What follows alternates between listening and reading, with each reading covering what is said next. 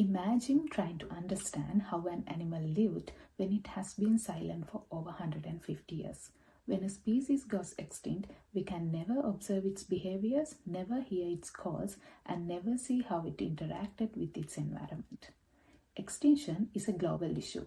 Thousands of species have already gone extinct, and many more are at risk. In birds alone, about 12% of all species have gone extinct, mainly due to human activity.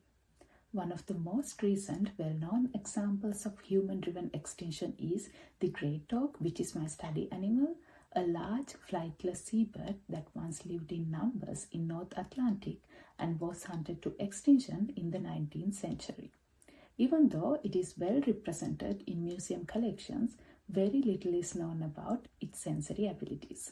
Understanding sensory abilities is fundamental to understanding how animals interacted with each other and with their environment.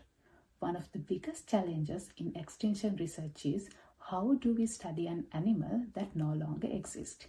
The answer is comparative anatomy. Sensory abilities are closely linked with the anatomy of sensory organs and the brain regions that process sensory information.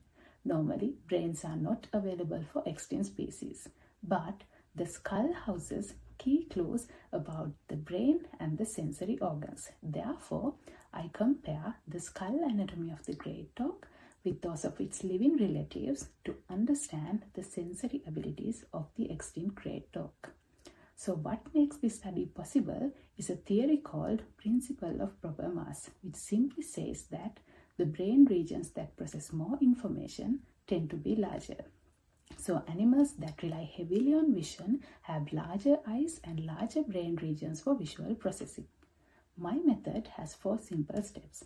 I take CT scans of the skulls. This allows me to see inside of the skull, and it even allows me to digitally reconstruct when some parts are missing or damaging. And using these CT scans, I create virtual 3D cast of the brain called endocast, and using these CT scans and endocast, I take measurements related to visual, auditory, olfactory, and tactile systems.